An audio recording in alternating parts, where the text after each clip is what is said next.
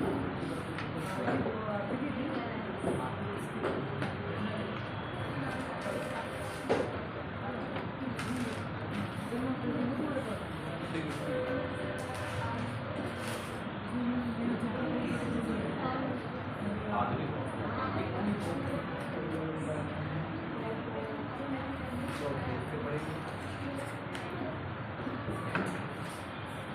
का टॉपिक है आपका मॉडर्न फिजिक्स, आधुनिक भौतिकी। अब मॉडर्न फिजिक्स में सबसे पहले आपकी बात इसमें आ जाती है, अभी तक जितने कॉन्सेप्ट आपने पढ़े हैं इनका एप्लीकेशन पार्ट इसमें आ जाता है।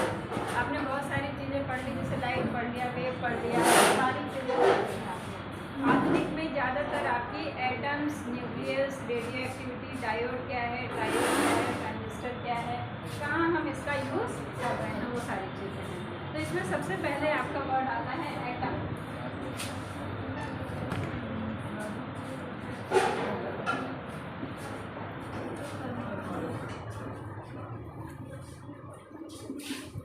सबसे पहले वर्ड आता है एटम। एटम क्या है? एटम आपका सबसे सूक्ष्मतम कण है, सबसे स्मॉलेस्ट पार्टिकल है जिसे कि हम ब्रेक नहीं कर सकते। वह अविभाज्य कण है, उसे हम दोबारा डिविजिबल नहीं कर सकते। मतलब उससे छोटा कण कोई हो ही नहीं सकता। जैसे हमारे पास कोई भी चीज़ है तो एक लिमिट होती है उसको, कि हम एक लिमिट तक उसको ब्रेक कर सकते हैं, इसके बाद उसको हम नहीं तोड़ सकते। तो एटम आपका वही स्मॉलेस्ट पार्टिकल है जिसके बाद हम उसको ब्रेकअप उसका नहीं कर सकते। ये सबसे स्मॉलेस्ट अनडिविजिबल पार्टिकल। अब एटम का एग्जिस्टेंस किस तरह से है? जैसे एटम के लिए आप, एक तो हो गया अनडिविजिबल particle, smallest अनडिविजिबल particle.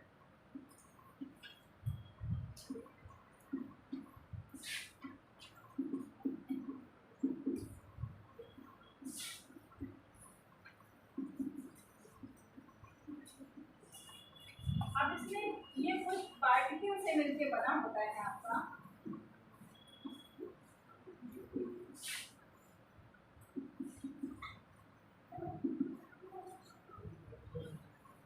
Electron, proton, neutron, positron, neutrino,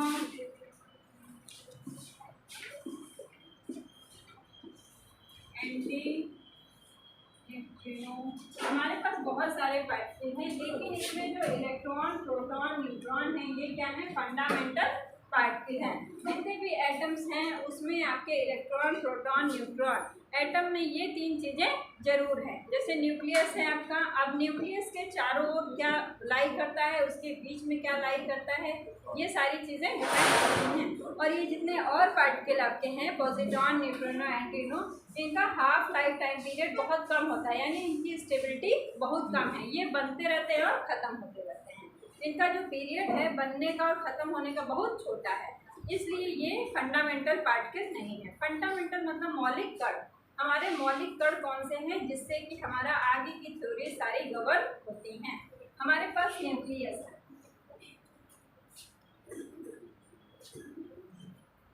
nucleus नाभिक।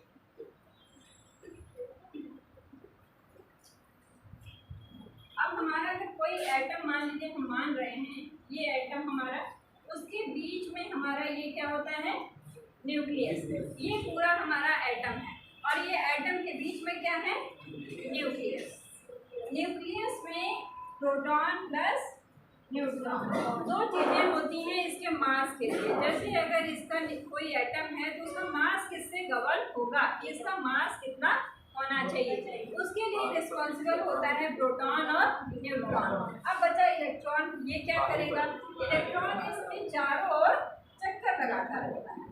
ये सर्कुलर ऑर्बिट होती हैं इसमें कई सारी, उसके चारों ओर ये इलेक्ट्रॉन चक्कर लगाता है और प्रोटॉन और न्यूट्रॉन अंदर रहता है। तो ये तो हो गए फंडामेंटल पार्टिकल आपके कहाँ कहाँ होते हैं, ये चीज़ हो गया।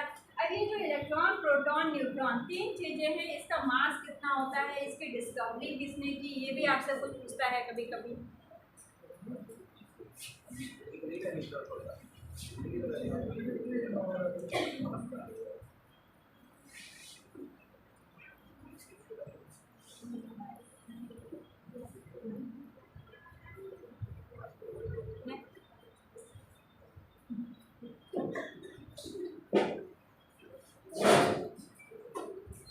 इसकी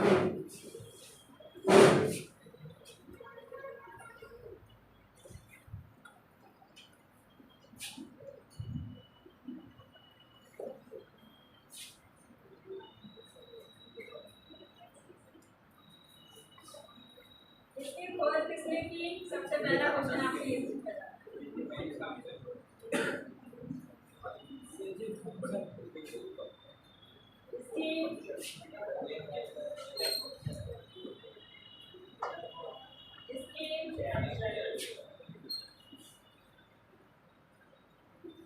जे थॉमसन, रदरफोर्ड और चैडविक, ये पूछा जाता है आपसे। और ये नेगेटिव चार्ज पार्ट के लिए ये पॉजिटिव है और ये न्यूट्रल है। इसमें ये भी पूछा जाता है, ये आपके नेगेटिव चार्ज पार्टिकल हैं, ये पॉजिटिव हैं और ये न्यूट्रल। अब नेगेटिव में मतलब चार्ज कितना होगा इसके?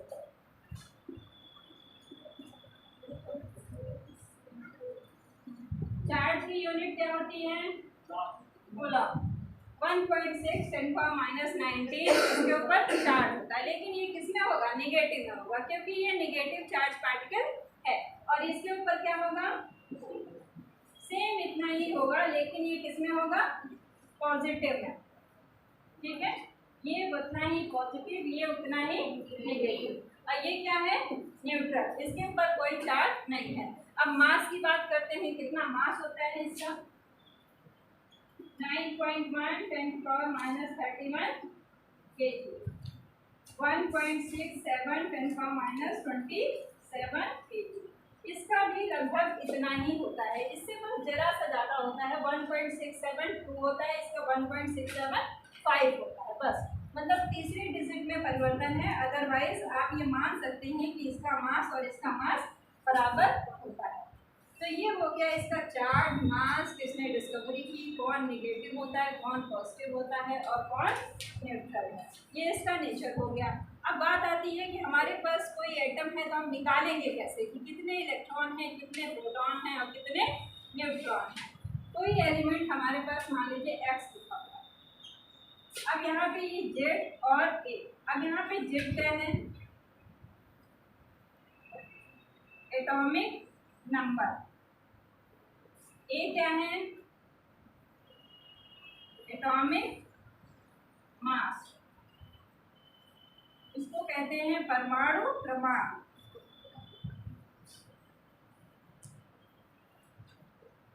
और इसको कहते हैं परमाणु भार।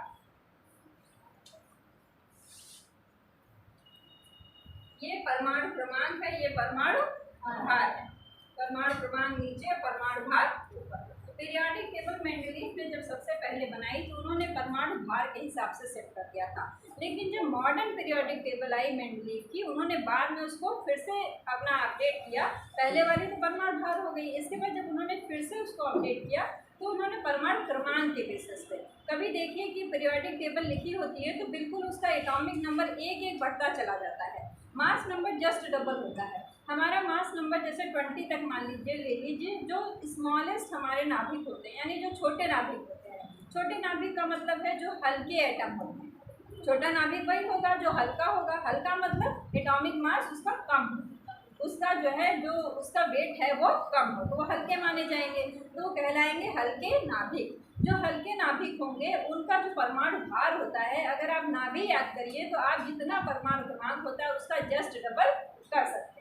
लेकिन जैसे जैसे हमारे नाभिक बड़े होते जाएंगे उनका परमाणु भार थोड़ा सा डबल से ज़्यादा होगा, ज़्यादा नहीं, थोड़ा सा। जैसे मान लीजिए 22 है तो 22 का जो है डबल कितना होगा? 44। 44 की बजाय वो 46 हो जाएगा, बस थोड़ा सा बढ़ जाता है बस। जैसे ही 20 क्रॉस करता है उसके पहले आप जस्ट डबल करते जाएंगे, कोई दिक्कत नहीं है। बस अंतर इतना है कि वो उसका समस्थानिक, संभारिक, अगर ये सब होता है तब थोड़ा फर्क पड़ता है। जैसे आपका हाइड्रोजन है तो 1H1 1H2 1H3 तीन फॉर्म में एग्जिस्ट करता है। तो जब ये समस्थानिक संभारिक वाला केस आ जाएगा तब थोड़ा सा डिफर करेगा, अदरवाइज उसका जस्ट डबल आप आराम से कर सकते हैं। तो ये आप समझ गए कि ये परमाणु भार क्या है, परमाणु क्रमांक क्या है। अब इलेक्ट्रॉन, प्रोटॉन, न्यूट्रॉन निकालने की बात देखते हैं।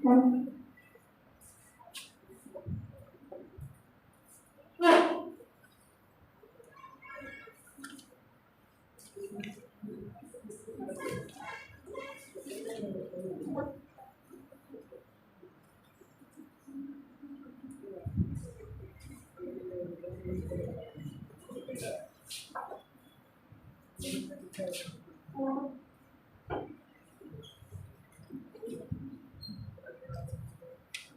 जो जेड है आपका, एक तो हो गया ये एटॉमिक नंबर और नंबर ऑफ इलेक्ट्रॉन और नंबर ऑफ प्रोटॉन, और ए आपको पता है एटॉमिक मास, मास नंबर। अब यहीं पे अगर आपको निकालना है इलेक्ट्रॉन और प्रोटॉन, आपने देख लिया, आपको तीन ही चीजें निकालनी है, इलेक्ट्रॉन, प्रोटॉन और न्यूट्रॉन। तो इलेक्ट्रॉन और प्रोटॉन आपका जितना ये होगा एटॉमिक नंबर उतना ही हो जाएगा सीधे सीधे, आपने एलिमेंट देखा जितना वो है उससे निकाल। नंबर ऑफ न्यूट्रॉन क्या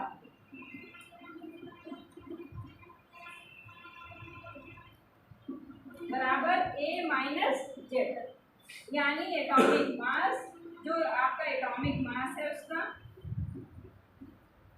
माइनस एटॉमिक नंबर। एग्जाम्पल के लिए ये हमारे क्या लिखा है, कार्बन, कार्बन लिखा है हमारा।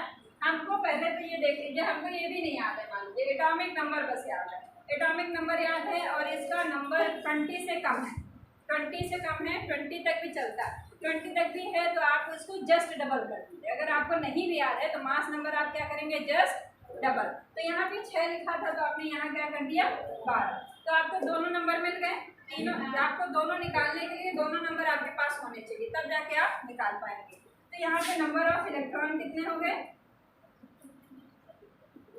6, नंबर ऑफ प्रोटॉन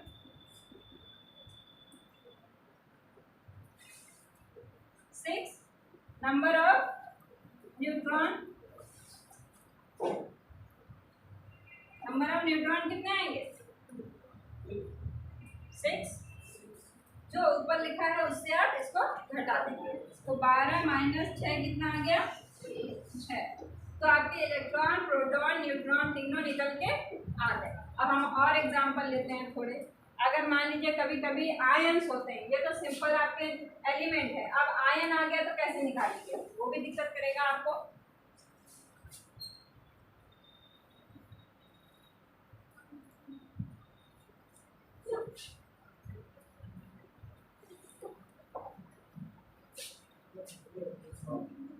इसका निकाल के देखिए क्या आता है,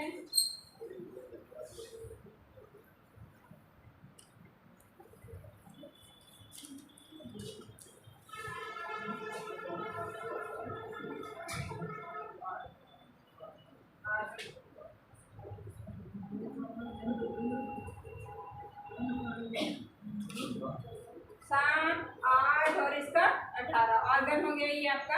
अब इसका अगर निकालेंगे तो क्या निकल गया, नंबर ऑफ इलेक्ट्रॉन। सबसे पहले हम इलेक्ट्रॉन देखते हैं, फिर प्रोटॉन देखेंगे, फिर न्यूट्रॉन। इलेक्ट्रॉन कितने आएंगे इसमें 7, बोलिए मुझसे तब तो पता चलेगा 7, ये आ गया 7। प्रोटॉन कितने आएंगे 7 और न्यूट्रॉन 7, 14 माइनस 7 बराबर 7, ये निकल आया। इसका क्या आएगा 8, ये 8 था, नंबर ऑफ इलेक्ट्रॉन 8 आ गए। फिर 8,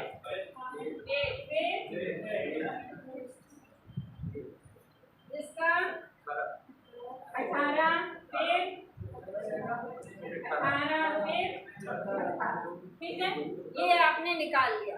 ठीक है, इतना काम आपने कर लिया कि किसी में इलेक्ट्रॉन, प्रोटॉन, न्यूट्रॉन निकालना है तो आप निकाल लेंगे। अब हम करते हैं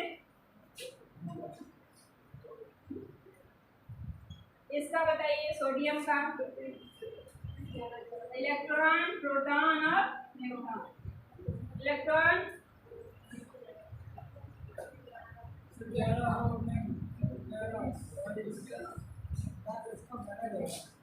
11, प्रोटॉन 11, न्यूट्रॉन माइनस ही नहीं कर पा रहे हो, कैसे बढ़ोगे आगे, सी सेट,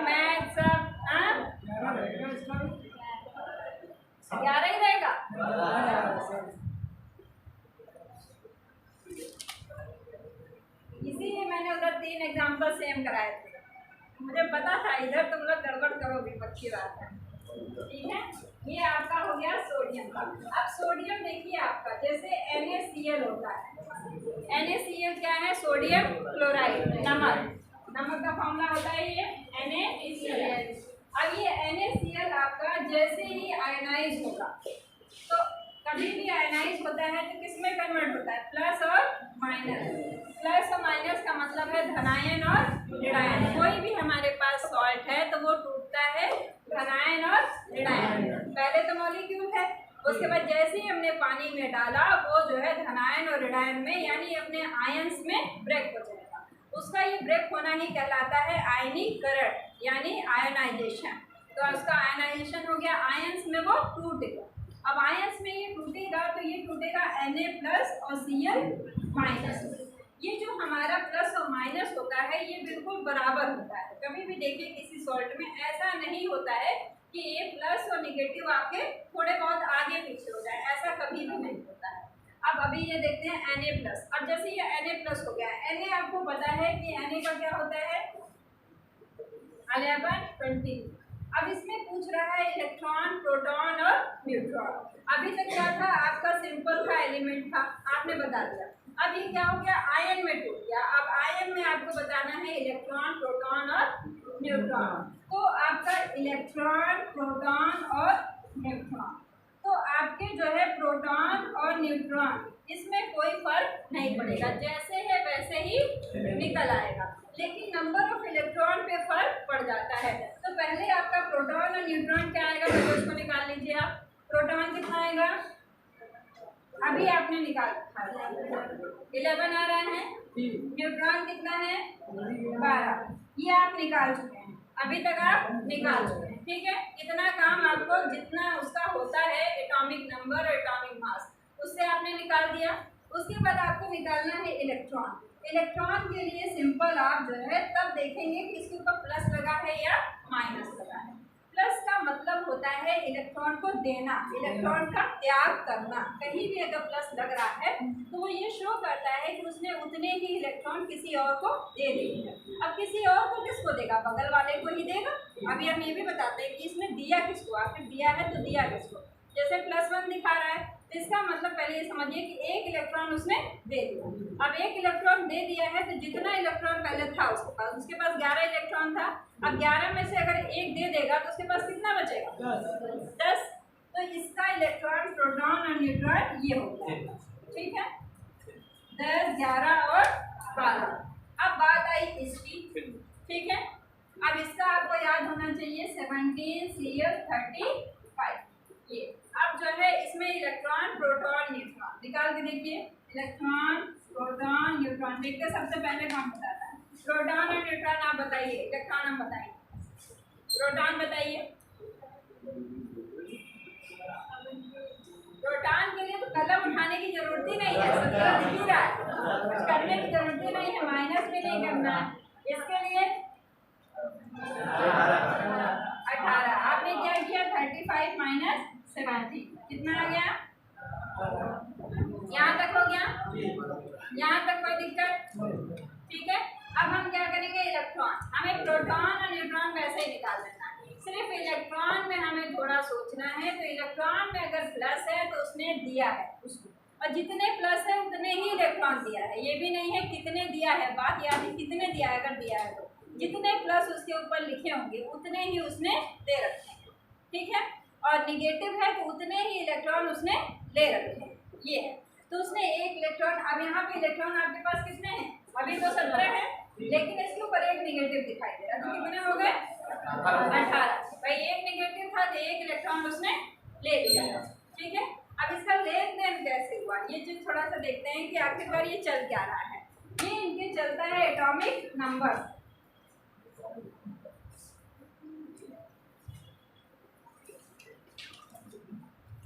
इसका होता है 11, इसका होता है 17।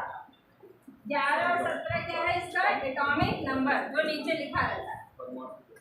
ठीक है, परमाणु क्रमांक। अब अगर इसका इलेक्ट्रॉनिक कॉन्फ़िगरेशन हम लिखते हैं तो क्या लिखेंगे? 11।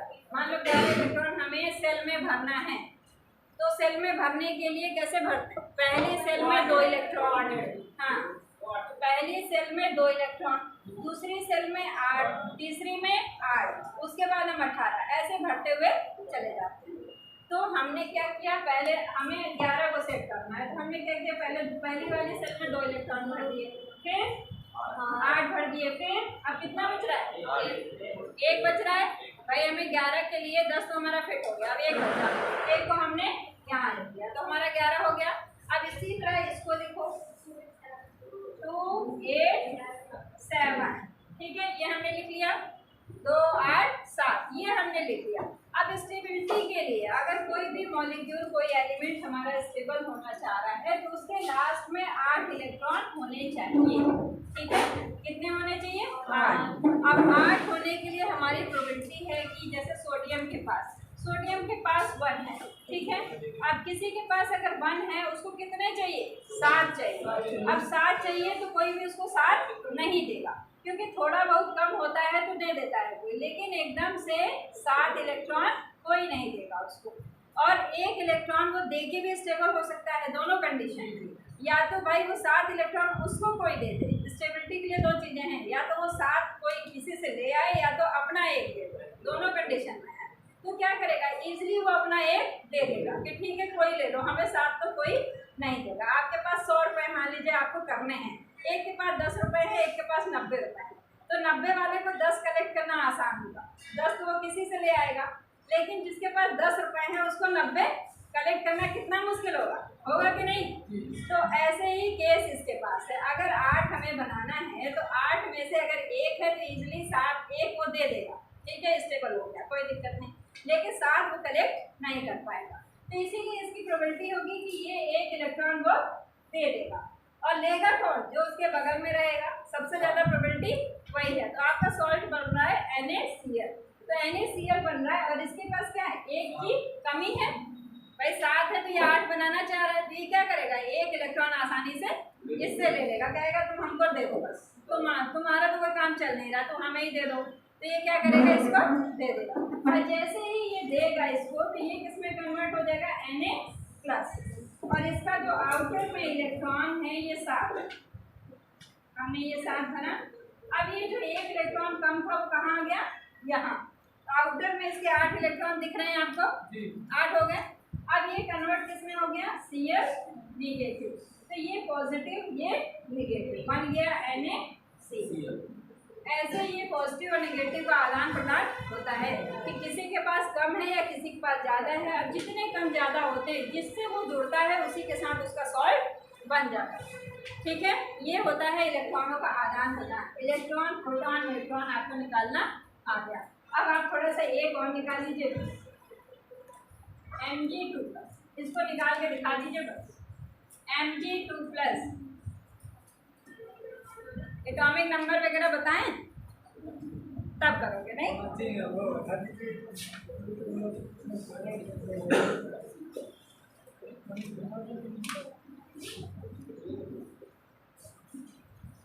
चलो तभी बता दो।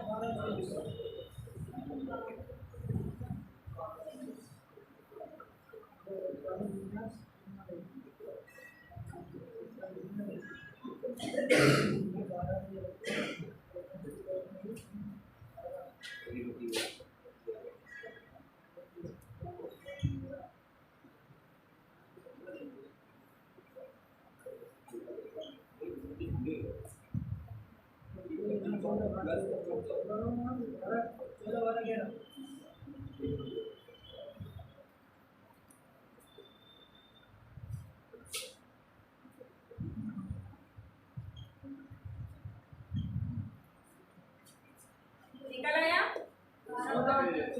इलेक्ट्रॉन, प्रोटॉन और न्यूट्रॉन। पहले प्रोटॉन कितने आए, 12, न्यूट्रॉन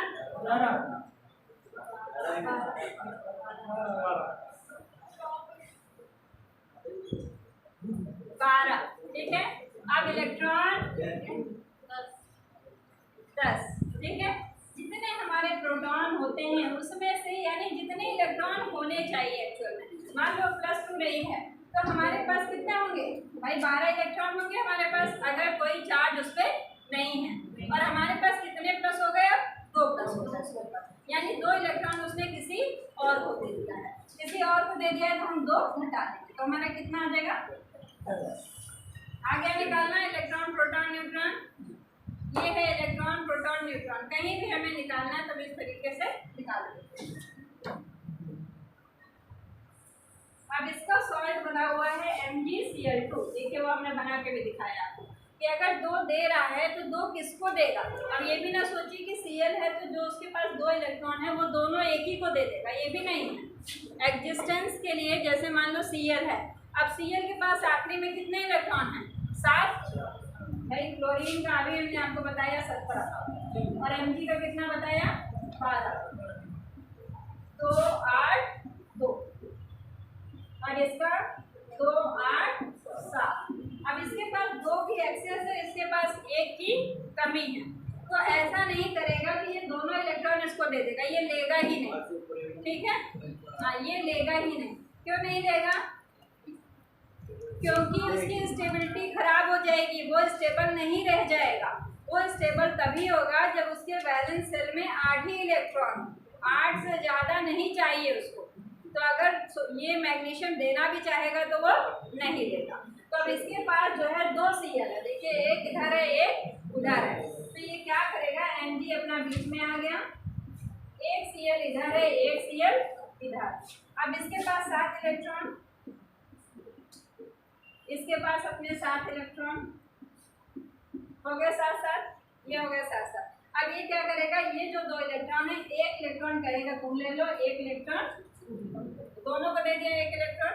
अब इसके पास भी 8 इलेक्ट्रॉन है, यानी इसका कॉन्फ़िगरेशन 2 8 8 स्टेबल है, ये कोई दिक्कत नहीं। इसका अब क्या हो जाएगा? Mg2+ का 2 8, क्योंकि इलेक्ट्रॉन कितने हो गए? 10 हो गए, तो 10 को हम क्या लिखेंगे? 2 8 यही लिखेंगे, तो ये भी स्टेबल हो गया, कोई दिक्कत नहीं। ऐसे ही ये स्टेबल हो गया 2 8 8। अब इसके ऊपर आ गया नेगेटिव और ये आ गया नेगेटिव। अब इसने इस तरह से बना लिया MgCl। इस तरह से आपके सॉल्ट का फॉर्मेशन होता है। किस तरीके से इलेक्ट्रॉनों का आदान प्रदान है, कहाँ कितने इलेक्ट्रॉन दिए जाएंगे, वो सारी चीज़ें हैं।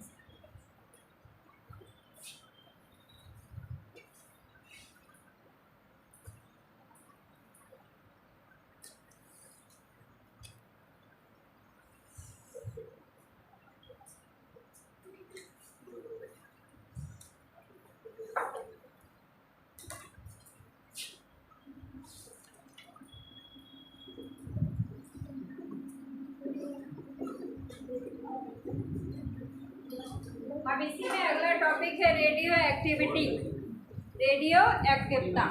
ये रेडियो एक्टिविटी क्या है, कुछ आइडिया है? रेडियो एक्टिविटी होता क्या है? रेडिएशन।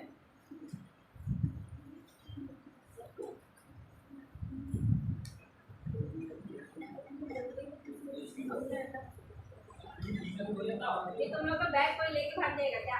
पकड़ के बैठे तेजी से, कहीं यहाँ रख दो आगे, क्यों इतना पेन ले रहे हो?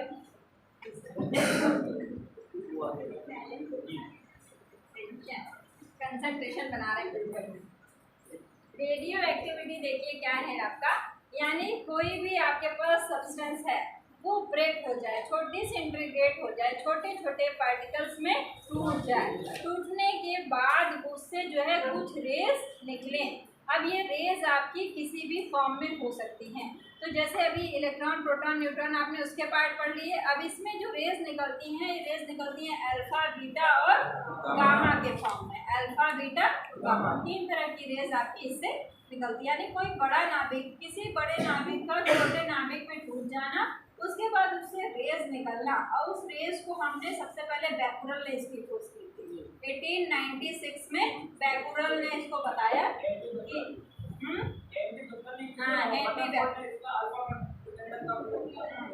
हेनरी बैकुरल ने सबसे पहले इसको बताया कि जो है किस तरह से यूरेनियम और यूरेनियम के सॉल्ट, उन्होंने बताया कि आखिरकार ये रेज निकल रही है, बातें नहीं तो कौन से हम किससे रेज निकालने की बात कर रहे हैं, क्योंकि कोई भी स्टडी करता है तो किसी न किसी एलिमेंट पे करेगा। तो उन्होंने सर्च किया था यूरेनियम और उसके सॉल्ट पे। यूरेनियम को देखा, फिर यूरेनियम के सॉल्ट को देखा। तो ये देखा हेनरी बैकुरल ने 1896 में।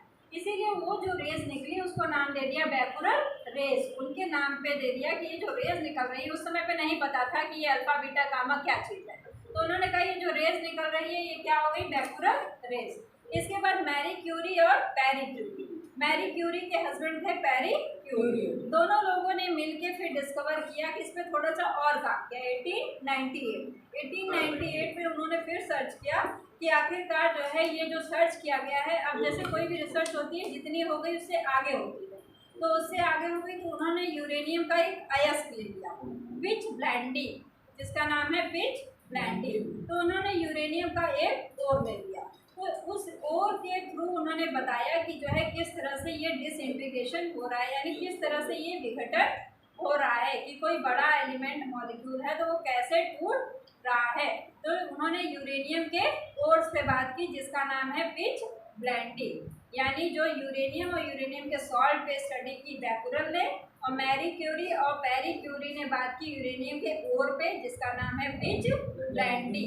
ठीक है, ये दोनों चीज़ें अलग अलग याद रखिएगा। और जो पिच ब्लेंडी है इसकी एक्टिविटी यूरेनियम के सॉल्ट से ज़्यादा थी, यूरेनियम और उसके सॉल्ट से ज़्यादा अच्छा काम कर रहा था। ये जैसे होता है एक्टिविटी यानी सक्रियता कितनी ज़्यादा है उसकी। जैसे कोई चीज़ ज़्यादा एक्टिव होती है, जैसे मेडिसिन हम लोग खाते हैं तो कोई मेडिसिन हमको बहुत जल्दी असर कर जाती है, तो हम कहते हैं ना इससे तो तुरंत इंस्टेंट हमको आराम मिल रहा है। तो उसकी एक्टिविटी क्या है, ज़्यादा है उससे, जो हम यूज़ कर रहे हैं उससे ज़्यादा है। तो ये हो गया। अब रेडियो एक्टिविटी भी आपकी दो तरह की है, नेचुरल और आर्टिफिशियल।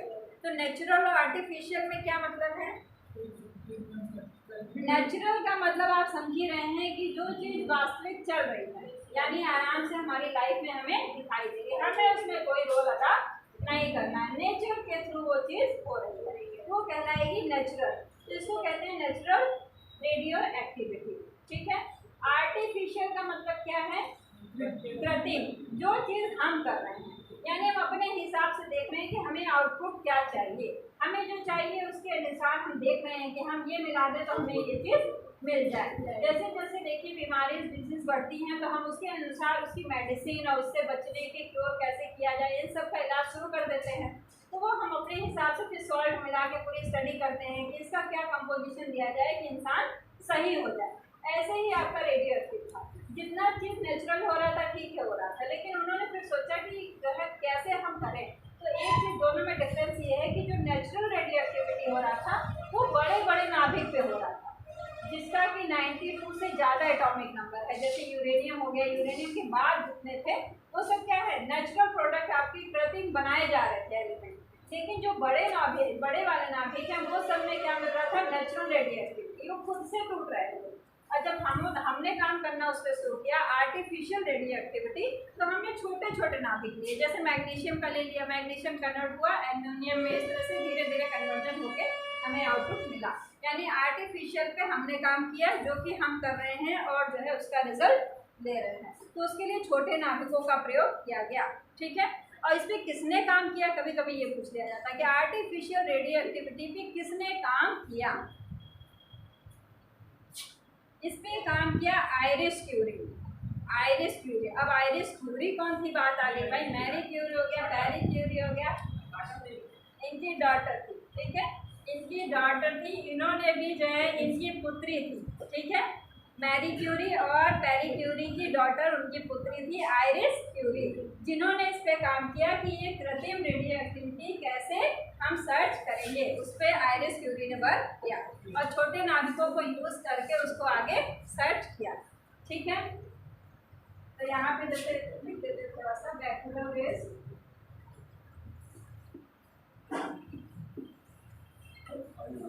1896 में बैकुलर ने काम किया, हेनरी बैकुलर 1898 में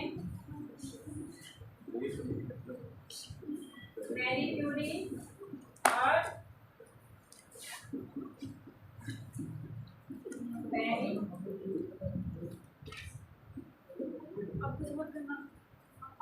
ठीक है, ये तो हो गई इसकी डिस्कवरी की बात। और टाइप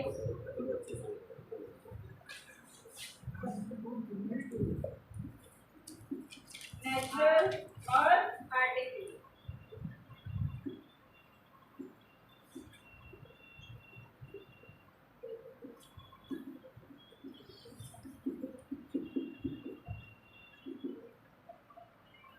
ठीक है, अब इसमें निकल रहे थे अल्फा, बीटा और गामा पार्टिकल, 3 पार्टिकल्स आपके निकल रहे थे।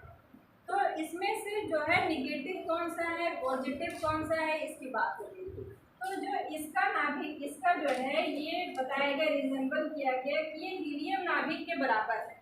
तो हीलियम नाभिक का जितना वेट है, जितना भार क्रमांक है, वो बिल्कुल अल्फा पार्टिकल के समान है। और इसको रिजेंबल किया गया -1 E0 -1 बीटा। इससे भी इसको बताया गया, और इसको बताया गया similar to the X ray. जैसे आपका एक्स रे वर्क करेगा बिल्कुल वैसे ही ये भी है आपका गामा रेस। तो ये हो गया अल्फा, और ये बीटा पार्टिकल, और ये गामा रेस। ये तीनों हो गई रेस। अब ये रेस जैसे मान लीजिए कि ये पॉजिटिव है, जैसे 2Ag4 है, तो सबसे पहले आपने इसमें ये पूछ लेता है कि इसमें प्रोटॉन कितने हैं और न्यूट्रॉन कितने हैं। पहला क्वेश्चन ये करता है। तो इसमें आपके 2 प्रोटॉन और 2 न्यूट्रॉन होंगे, क्योंकि ये हमने निकालना आपको सिखाई दिया कि 2Ag4 लिखा है तो प्रोटॉन कितने हो गए 2, और न्यूट्रॉन 4 - 2 कितने हो गए 2। तो प्रोटॉन 2 हो गए और न्यूट्रॉन 2 हो गए।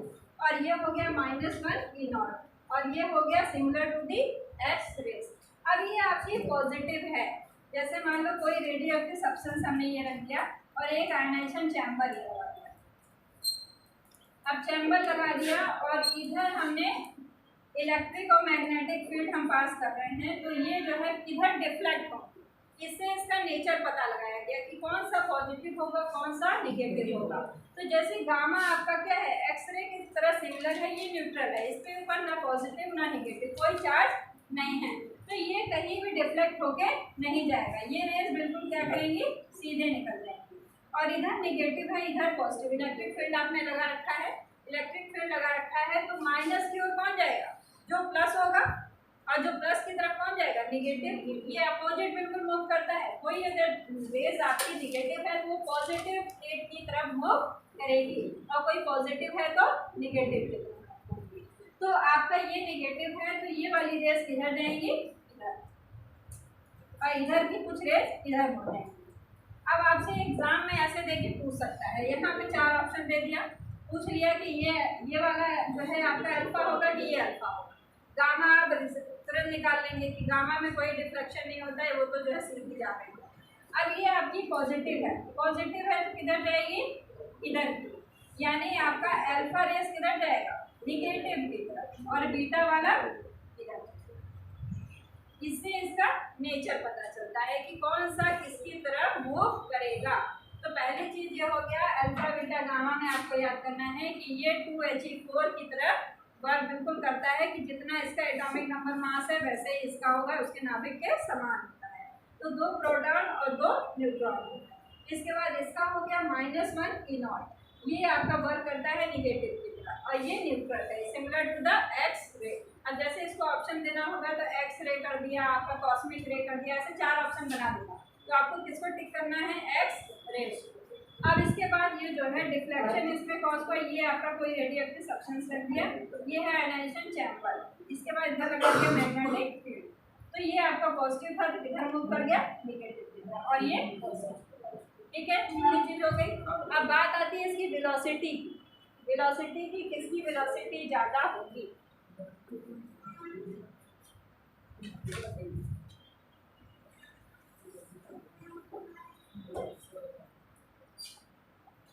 वेलोसिटी और वेधन क्षमता, ये सब आपसे पूछा है।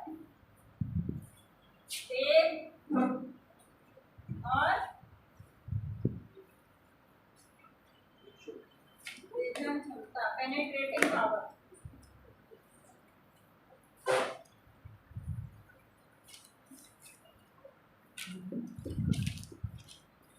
आयनीकरण और ZNS पर प्रभाव,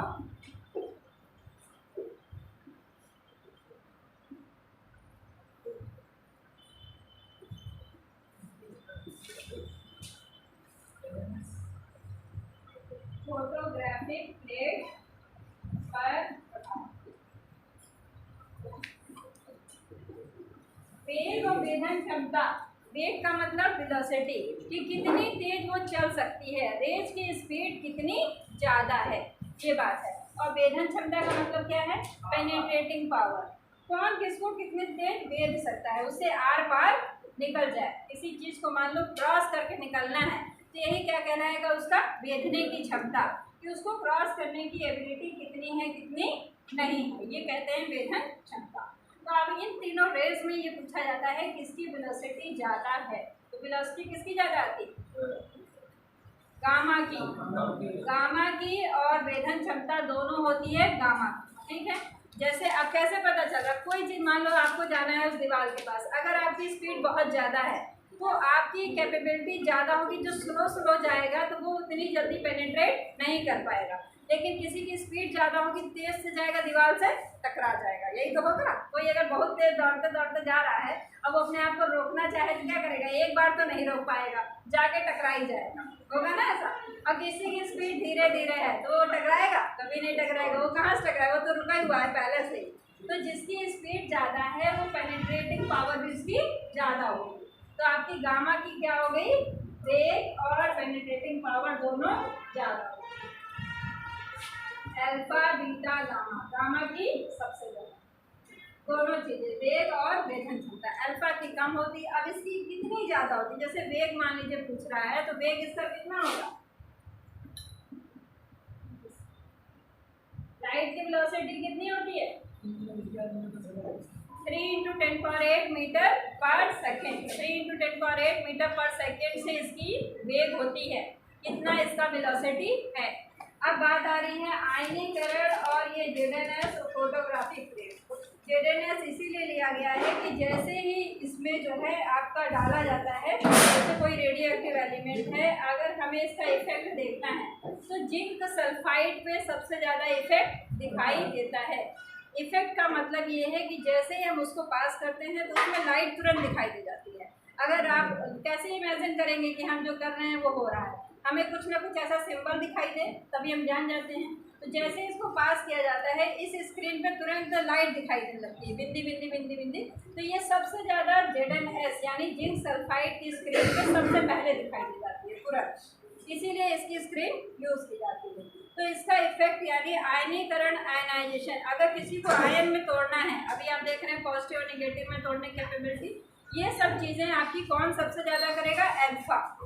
अल्फा की आयनीकरण और ये जिंक सल्फाइड और फोटोग्राफिक प्लेट, इन तीनों का इफेक्ट अल्फा का सबसे ज़्यादा है, फिर बीटा का, फिर इसीलिए हमने साथ में लिखा है कि आप दो मंच में इसको याद कर लीजिए। एक में आपको याद करना है वेग और वेधन क्षमता, जो कि सबसे ज़्यादा किसकी है? गामा। ऐसे इसको याद करना है आयनीकरण, जिंक सल्फाइड और फोटोग्राफिक प्लेट। अगर इस पर इफेक्ट पड़ना है तो सबसे पहले कौन डालेगा? अल्फा एस, फिर बीटा, फिर गामा। ये आपके एग्जाम में ये वाला और ये वाला, ये दोनों सबसे ज़्यादा पूछा जाता है। आयनीकरण की सबसे ज़्यादा किसकी है और पेनिट्रेटिंग पावर सबसे ज़्यादा किसकी होती है, सबसे ज़्यादा क्वेश्चन पूछा गया है। तो ये दोनों अच्छे से याद कीजिए, बल्कि ऐसे ही तीनों याद रखिए तो आपको एक साथ याद रहेगा। तीनों आपने एक साथ याद कर लिया, इसको दोनों को एक साथ याद कर लिया, तो आपको सारी चीज़ें एक साथ याद करनी।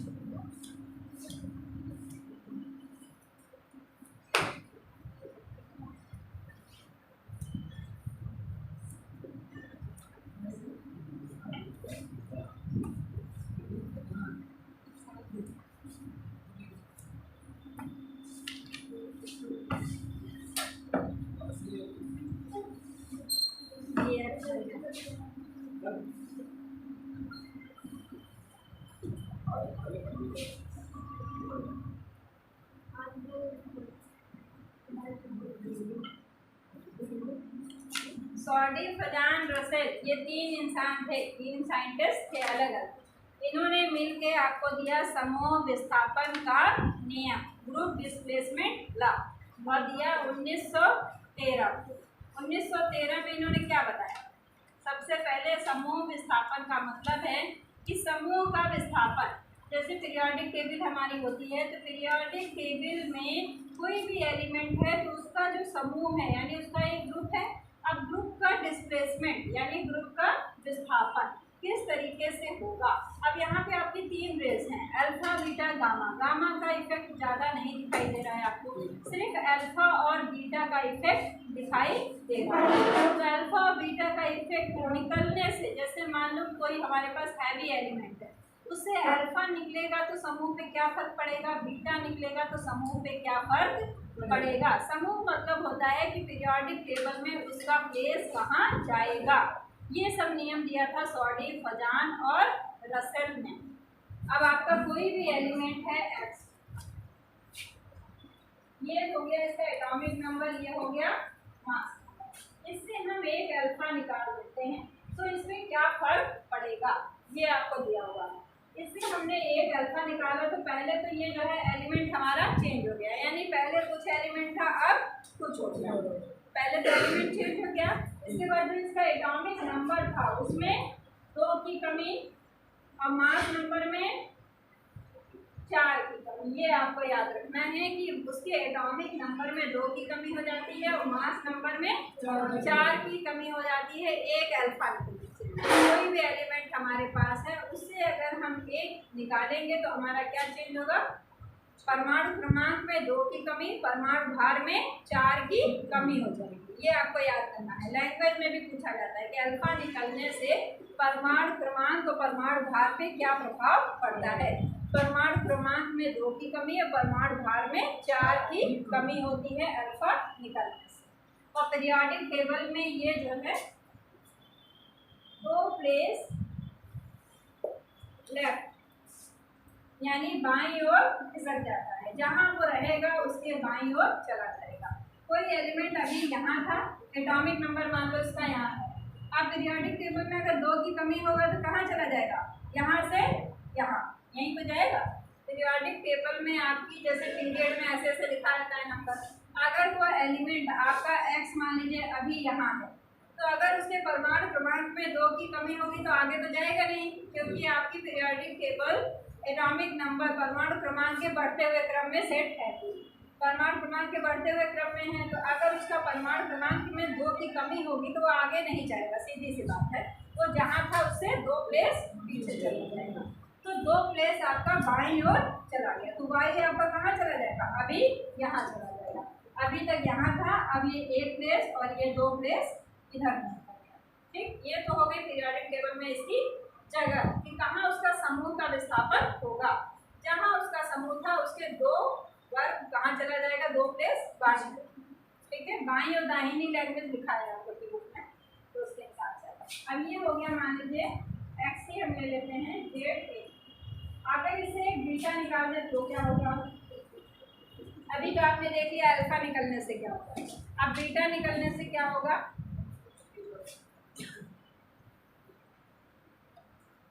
पी मान लो नया एलिमेंट बन गया। अब इसके एटॉमिक नंबर में 1 की वृद्धि हो जाती है और मास नंबर पे कोई फर्क नहीं पड़ता। ये आपको याद रखना है कि उसके परमाणु भार में बीटा निकला तो परमाणु भार पे कोई परिवर्तन नहीं होता है, परमाणु क्रमांक में 1 की वृद्धि हो जाती है। ये आपको ढंग से याद रखना है कि किसी भी नाभिक से, भारी नाभिक से यदि अल्फा निकलता है तो उसके परमाणु क्रमांक में 2 की कमी और परमाणु भार में 4 की कमी और 2 स्थान वो बाईं ओर खिसक जाता है। ये एक स्टेटमेंट हो गया। दूसरा स्टेटमेंट, किसी भारी नाभिक से यदि बीटा कण निकल जाता है तो उसके परमाणु क्रमांक में 1 की वृद्धि और परमाणु भार में कोई परिवर्तन नहीं होता है और वो पीरियोडिक टेबल में क्या करेगा, सोच के बताइए कहाँ जाएगा, आगे। ये समझ गए आप, क्योंकि उसमें प्लस हुआ है तो वो पीछे नहीं जाएगा, सीधी सी बात है। अब आगे भी तो कितना आगे जाएगा ये भी सोचने की बात है। वहाँ जेड था, यहाँ जेड +1 दिया है, यानी एक प्लेस कहाँ मूव कर जाएगा, राइट साइड, एक प्लेस दाईं ओर मूव कर जाएगा। अगर आपका एक्स पीरियोडिक टेबल में यहाँ है तो अभी ये यहाँ से मूव करके यहाँ चला जाएगा, तो इसका क्या हो जाएगा, पी आपका यहाँ आ जाएगा, यानी एक प्लेस मूव करके इधर आ जाएगा पीरियोडिक टेबल। सॉलिड फजाइल में एक तो सीधा सीधा रूल आपसे पूछता है कि आपका अल्फा निकलने में कितने कमी भार हो रहा है, कमी हो रही है, अधिकता हो रही है, तो सीधे सीधे स्टेटमेंट दे देता है। और दूसरा पूछ लेता है समूह विस्थापन नियम किसने दिया था, 4 साइंटिस्ट का नाम लिख देता है, तो आपको याद रखना है सॉर्डी, फजान और रसेल। अगर थोड़ा और क्वेश्चन इलोबरेट करें कब दिया था, मान लो उसका सन भी बगल में लिख दे छोटा छोटा, तो 1913। ठीक है, ये चीज़ें इससे याद करनी है। अब बात इसके आगे की आती है, इतना याद हो गया आपको ढंग से, इतना समझ गए आप अच्छे से। इसके बाद देखते हैं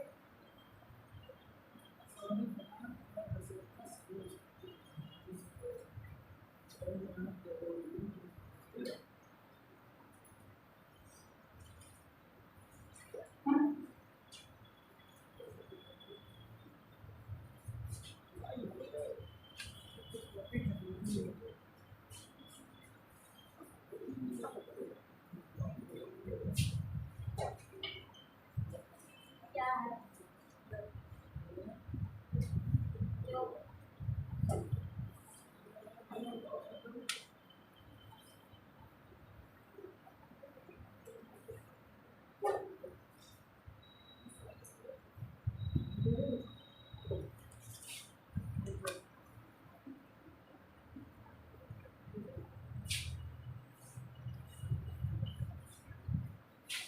अब ये निकाल के देखिए इसमें क्या परिवर्तन है। पहले ये निकाल के देखिए, आपको ये मैंने दे दिया है। अब इससे देखिए एक अल्फा निकालिए, बीटा निकालिए और एक और बीटा निकालिए, तब देखिए क्या परिवर्तन होता है। निकाल के देखिए अपने आप, निकाल पा रहे हैं।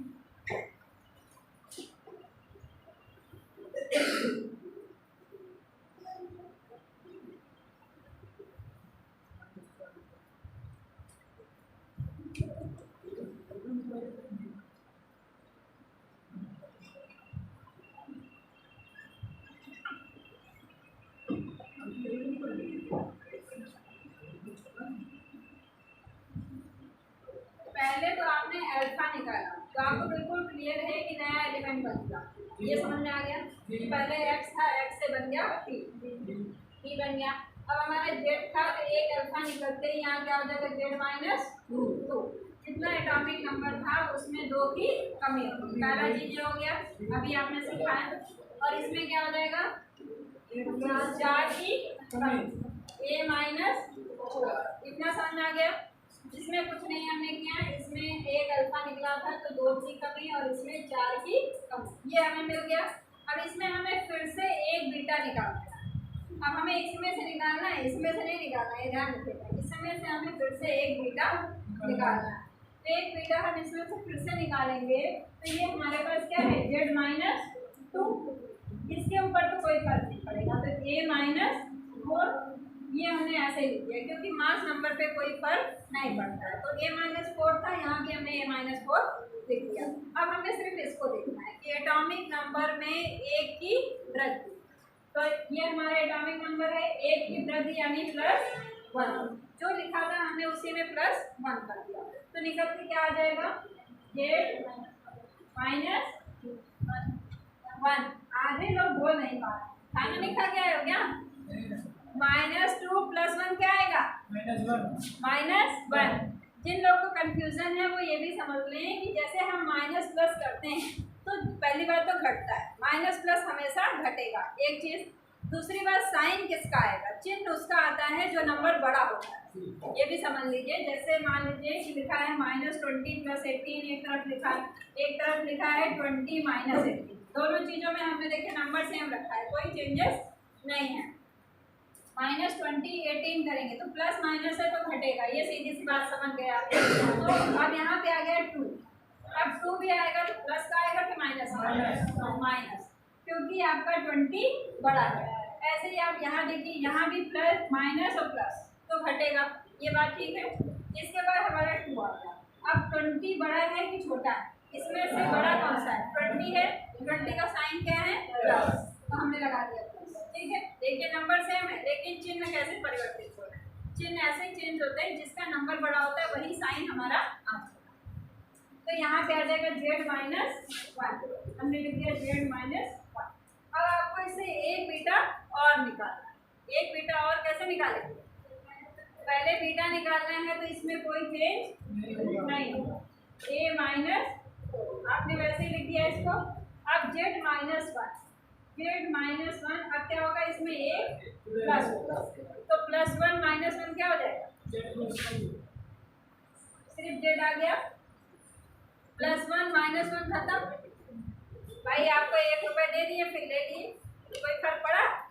आप पहले भी 0 थे फिर भी 0 हो गए, तो कोई मतलब तो रहा नहीं, तो z हो गया, जिससे चाहिए z आ गया। ठीक है, ये देखा कैसे चेंज हुआ? पहले ये देखा एक अल्फा और 2 बीटा निकालने को। अब यहीं से हम आपको समझाएंगे समस्थानिक, संभारिक, ये सब चीजें क्या होती है वो यहीं से हम समझाएंगे। तो पहले इतनी चीज समझ में आ गई। अब इसमें देखिए सिमिलरिटी क्या है, पहले इन तीनों को ध्यान से देखिए। इसको देखिए, इसको और इसको और इसको, चारों को देखिए ध्यान से। कोई रिलेशन आ रहा है चारों में?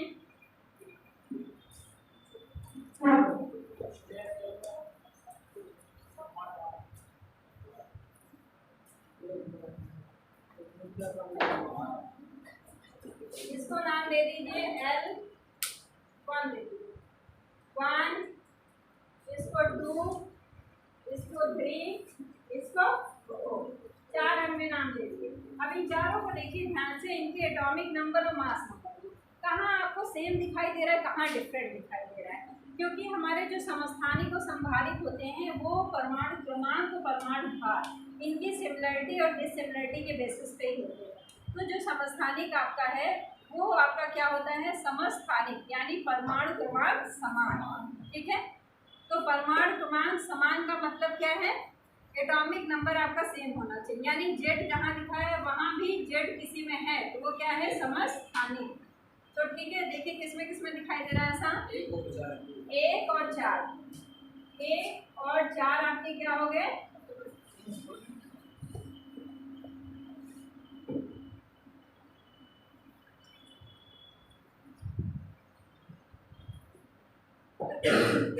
आइसोटोप्स। अब और उसमें देखिए क्या रिलेशन दिखाई दे रहा है, ये तो आपने निकाल दिया समस्थान। अब संभारिक का मतलब ये होता है कि उनका परमाणु क्रमांक अलग अलग हो लेकिन परमाणु भार सेम हो। तो उसमें देखिए ऊपर वाला कहाँ कहाँ सेम दिखाई दे रहा है? कहीं दिखाई दे रहा है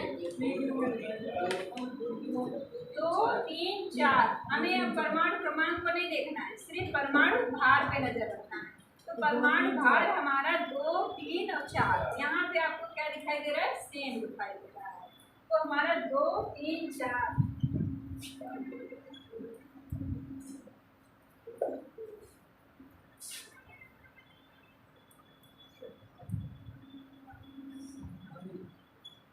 आइसोबार्स, ये हो गए आइसोटोप्स, ये हो गए आइसोबार्स। ठीक है, समस्थानिक मतलब परमाणु क्रमांक समान, और संभारिक मतलब परमाणु भार समान। ठीक है, इसमें भार आ रहा है तो हमें क्या याद कर लेना है? परमाणु भार, और इसमें स्थान यानी परमाणु क्रमांक। अगर हम भूल जाते हैं तो ऐसे लाइक कर सकते हैं, तो अपने आप समझ में आ जाएगा किसमें क्या हमको ध्यान रखना है, इस तरह से। ठीक है, अब इसमें एक चीज और आपको देखिए, इसमें मैंने 1 अल्फा 2 बीटा ही क्यों निकलवाया है, ये भी आप लोग नहीं जज कर पा रहे हैं। क्यों ऐसा किया है? हम 2 अल्फा 1 बीटा भी निकलवा सकते थे, आपसे कुछ कर सकते थे ऐसा, लेकिन हमने 1 अल्फा 2 बीटा निकलवाया है। ये भी क्वेश्चन में पूछा जाता है। ये क्वेश्चन में इस तरीके से पूछा जाता है कि किसी भी नाभिक में कितने अल्फा और बीटा हम निकाल दें जिससे कि हमें पुनः समस्थानिक मिल जाए। समस्थानिक कैसे निकला? 1 अल्फा और 2 बीटा, इतना जब आपने निकाला है तब आपको फिर से समस्थानिक मिल रहा है। तो ये क्वेश्चन ऐसे पूछा जाता है, किसी भी नाभिक से समस्थानिक प्राप्त करने के लिए उससे कितने अल्फा और बीटा निकालने पढ़ेंगे। तो आपका आंसर इसमें होगा 1 अल्फा और 2 बीटा। 2 बीटा आप जैसे ही 1 अल्फा 2 बीटा निकालेंगे समस्थानिक आपको मिल जाएगा। ये क्वेश्चन आ सकता है।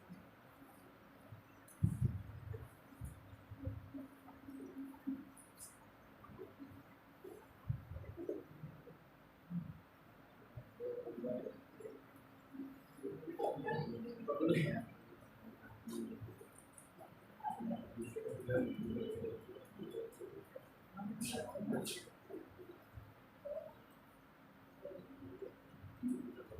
क्या है?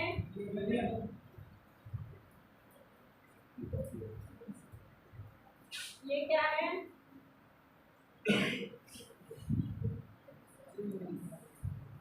अब यहाँ क्वेश्चन मार्क लगा हुआ है, आपके एग्जाम में पूछ रहा है अल्फा बीटा गामा या कोई नहीं है।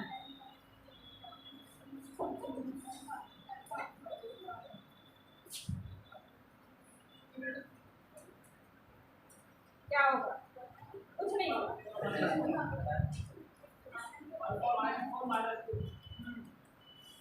दिखाई ही दे रहा है आपको कि परमाणु क्रमांक में कितना परिवर्तन है और परमाणु भार में। यहीं से आप देख सकेंगे कि हमारा जो एलिमिनेट हुआ है वो रेस कौन सी होंगी, कौन सा कण यहाँ से निकला होगा। तो हमारा परमाणु क्रमांक में यहाँ 90 था, 90 से 92 से कितना हो गया 90, यानी कितने का डिफरेंस है? 2 का। और यहाँ पे 238 था, 238 से कितना हो गया 234, यहाँ पे 4।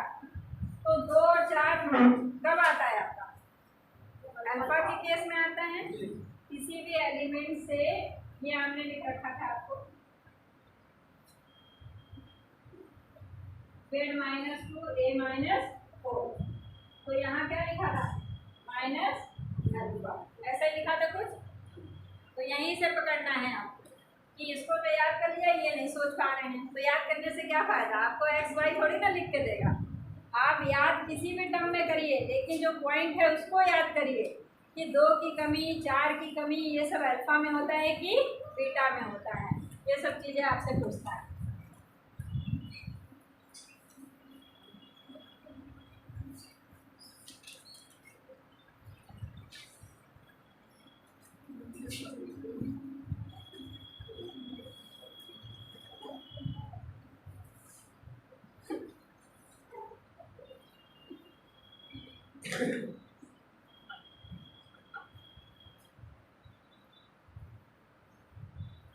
अब इसमें आपसे पूछ रहा है कितने अल्फा और कितने बीटा निकलेंगे। दे दिया परमाणु क्रमांक भी दे दिया, परमाणु भार भी दे दिया। अब इसमें आपसे पूछ रहा है कि ये अगर इस नाभिक से इस नाभिक में कन्वर्ट हुआ है तो इसमें कितने अल्फा और कितने बीटा निकलेंगे। कोई बहुत कठिन क्वेश्चन नहीं है, अब ये सब आपको आना चाहिए। 2 अल्फा और 2 बीटा। चलो मान लो उन्होंने आंसर बताया, ठीक है। अब कैसे निकालना ये बताइए। एक तो होता है हमारी रीजनिंग पावर से, क्या हम रीजनिंग पावर से उसको माइनस करके देख लें और 2 का मल्टीप्लाई करते हुए देखें और 4 का करके देख लें कि डिफरेंस कितने पे आएगा। एक मेथड ये है, लेकिन उससे बीटा कैसे निकालेंगे। मान लो अल्फा हमने सोच लिया, अल्फा तो हम निकाल सकते हैं ऐसा सोच। बीटा के लिए याद आएगा। अभी कुछ साइंटिस्ट लोग निकाल के दिखाएंगे इसमें। 6 और 18 आ चुका है।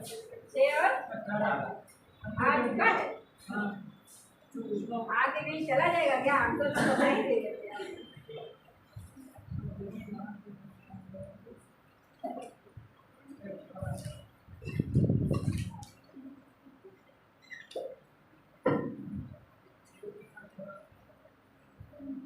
मान लीजिए हमको सबसे पहले निकालना है नंबर ऑफ, पहले रूल सीख लीजिए फिर इसमें अप्लाई कर दीजिए। हम रूल आपको पहले बता देते हैं। किसी में निकालना है तो क्या होगा, नंबर ऑफ बीटा रहेगा क्या? बीटा रहेगा क्या? बीटा रहेगा, अल्फा बीटा दोनों बताना है। रहेगा नहीं, दोनों रहेंगे। कितने कितने रहेंगे ये बताना है। Number of alpha particle. अगर अल्फा निकालना है तो आपको क्या करना है, एटॉमिक मास में difference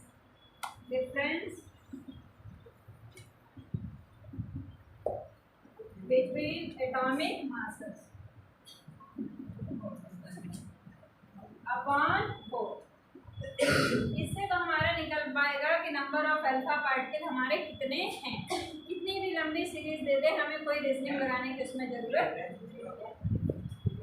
mass number atomic mass, परमाणु भार, डिफरेंस इन परमाणु भार में अंतर, परमाणु भार में कितना अंतर होगा। परमाणु भार में कितना कितना दिया है पहले ये देखो, 234 माइनस 216, 2 से 4 से कट नहीं रहा है क्या, हमको लगता है ना। कितना आ रहा है, 16 गुना 32, 18 आ रहा है ना सर। जी जी 18 उसका 6 रहेगा, इसको 40 हमने रैंडम दिया था ना। अब देखो कितना आ रहा है डिफरेंस, तो कितना आ गया 20।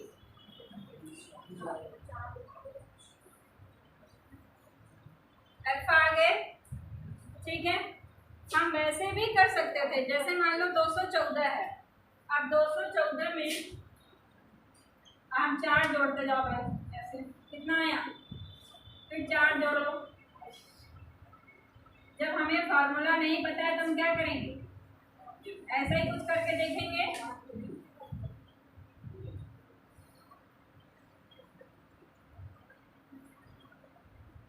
आ गया, ये हमने कितनी बार किया, 1 2 3 4 5। जब हमें नहीं आता है तो हम कुछ यही करेंगे, मान लो फार्मूला नहीं आता तो हम क्या करेंगे, या तो उसको माइनस करके देखते रहेंगे कि 2 2 का माइनस करें तो कितनी बार में निकल के आएगा। तो उसमें देखो 84 लिखा है, तो 84 से 90 माइनस करेंगे तो कितनी बार में आएगा, 6 का डिफरेंस हो रहा है ना।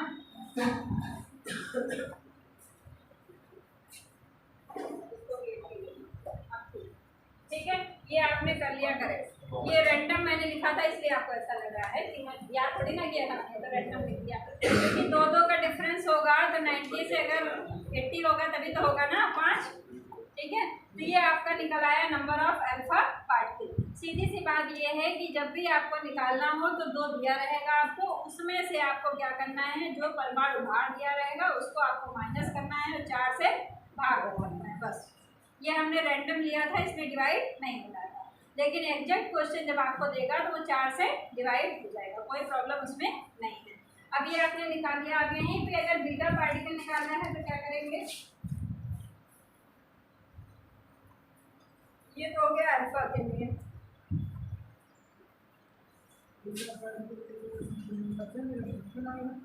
क्या कर दोगे, कुछ तो करेंगे।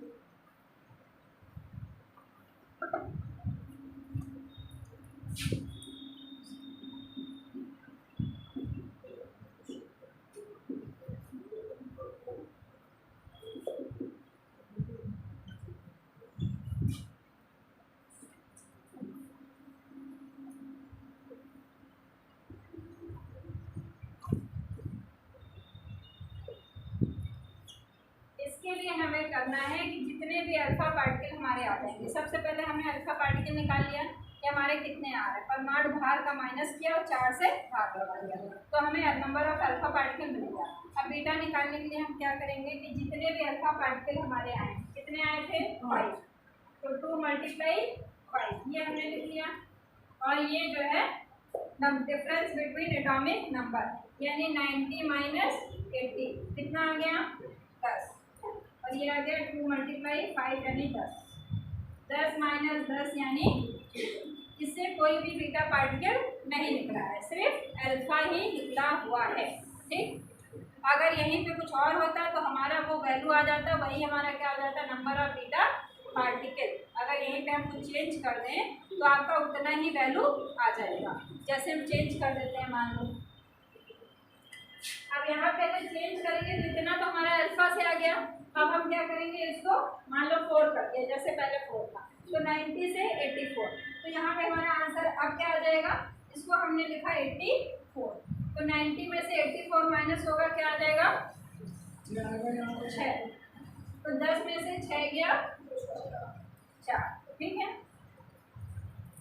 हम इससे भी पहचान सकते हैं, देखो जैसे सीधे सीधे पहले हमने 84 लिख रखा था, तो हमारा जो अल्फा पार्टिकल होता है अगर उतना निकलने से परमाणु क्रमांक में 2 2 का डिफरेंस आएगा, तो 2 2 का डिफरेंस जो आएगा उससे वैल्यू कुछ ज़्यादा होनी चाहिए। जैसे आपने दोनों एग्जांपल देख ली, कि पहले हमने 80 लिखा था, 80 लिखा था तो 80 कब आएगा, 90 से 80 कब आएगा, जब आपके 5 अल्फा उसमें से निकले होंगे। 5 अल्फा निकलेंगे तो 2 की कमी होते होते क्या होगी, 10 की कमी हो गई, तो आपके 5 अल्फा का हिसाब किताब बिल्कुल क्लियर हो गया। ठीक है, अब अगर बीटा भी उससे निकले हैं तो कुछ ना कुछ उसके परमाणु क्रमांक में वृद्धि होगी, यानी आपका जो है 80, ये जो है 80 था उससे वैल्यू थोड़ी थोड़ी बढ़ेगी ना, क्योंकि उसमें कुछ ना कुछ ऐड हुआ है। ठीक है, तो 84 हो गया, तो इसका मतलब कुछ ना कुछ उससे आपके निकले भी हैं, कुछ ना कुछ बीटा पार्टिकल भी निकले हैं। ठीक है, अब मैं एक रैंडम दे रही हूँ, आप लोग देखें निकाल।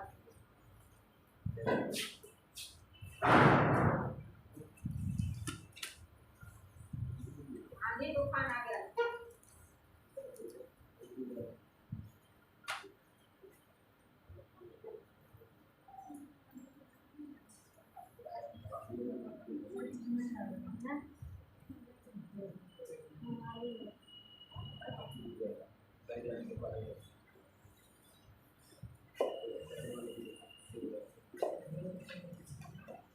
इसी को कर लीजिए, बस फिर छोड़ देते हैं, इसको कर लीजिए।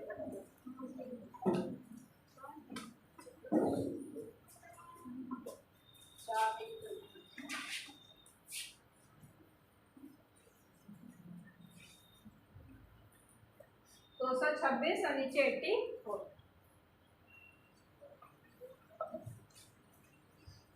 शॉर्ट में बिल्कुल निकालना है नंबर ऑफ अल्फा पर।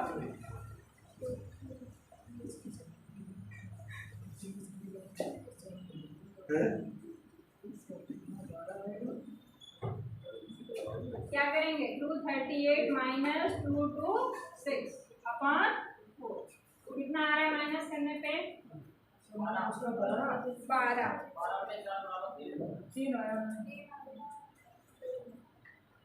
एक अल्फा, कहीं से आवाज आ रही, एक अल्फा, कोई आंसर दे रहा हूँ।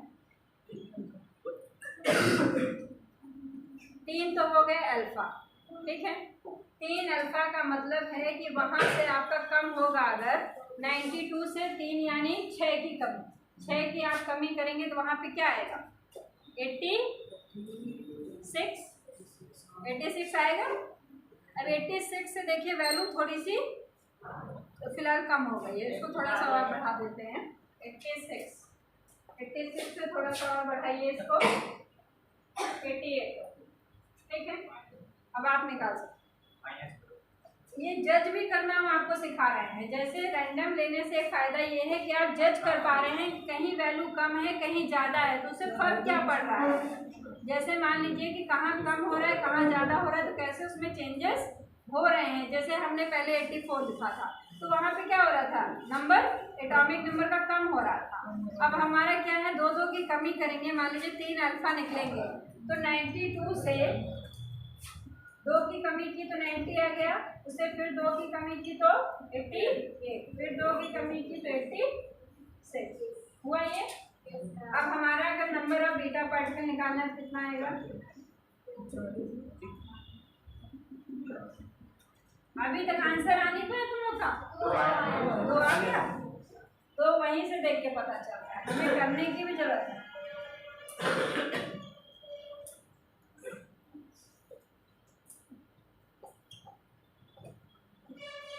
माइनस कितना आ रहा है, ठीक है, तो 3 अल्फा और 2 बीटा निकालना आ गया, अल्फा बीटा ऐसे ही हम निकालते हैं इसके, अल्फा और बीटा छोड़ दें हम।